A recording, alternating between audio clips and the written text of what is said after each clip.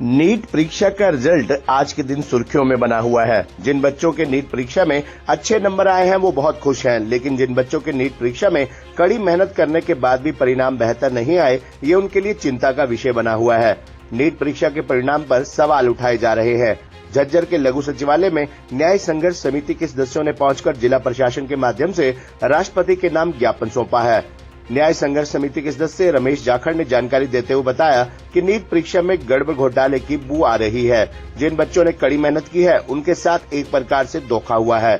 NEET परीक्षा में कहीं पर पेपर आउट हुआ है तो कहीं पर धांधली हुई है, जिसके कारण नीट परीक्षा सवालों के कटघरे में है। ऐसा पहली बार हुआ है कि 67 बच्चों को 100% नंबर आए हैं और बच्चों को परीक्षा में इतनी ग्रेस दी गई है, जिससे गड़बड़ी का अंदाजा हो रहा है। हमने लघु सचिवालय में पहुंचकर झज्जर के एसडीएम रविंदर मलिक के माध्यम से राष्ट्रपति के नाम ज्ञापन दिया है और नीट परीक्षा मामले की निष्पक्ष जांच की मांग की है। न्याय संघर्ष समिति इस मामले की पूरी लड़ाई लड़ेगी और समिति गरीब और पढ़ने वाले बच्चों के साथ अन्याय नहीं होने देगी।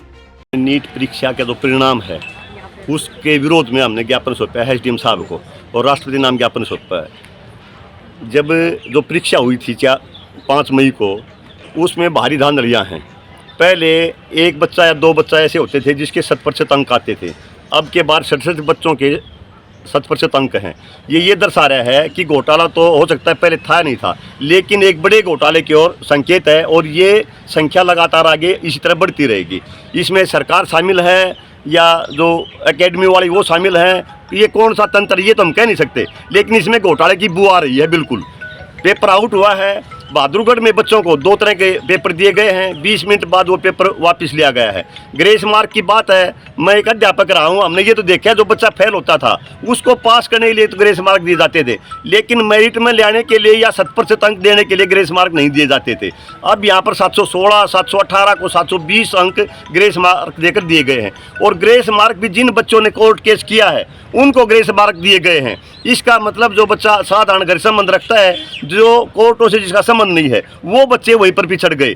अब इस तरह की जो हो रही हैं ये बुद्धि, जो बच्चे बढ़ते बच्चे हैं गरीब घरों के, बड़े क्षेत्रों में जाना चाहते हैं, उनके ऊपर बड़ी रोक है। नई शिक्षा नीति में हम 2015 में विरोध कर रहे थे कि इस नई शिक्षा नीति को पर पुनर्विचार हो। ये बिल्कुल आम जन के पक्ष में नहीं है। ये बाजारीकरण को बढ़ाएगी, एकेडमी को प्रोत्साहन देगी, अमीर घरों के बच्चे आगे निकलेंगे, गरीब बच्चों को शिक्षा से बाहर कर दिया जाएगा।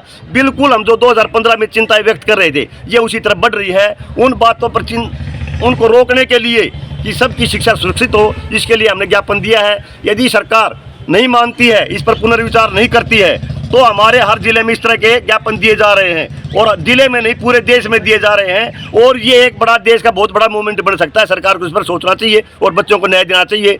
बच्चों के भविष्य के साथ खिलवाड़ नहीं होने देंगे। क्या नाम है? रमेश जाखड़, न्याय संघर्ष समिति के मंच से हमने ज्ञापन दिया है।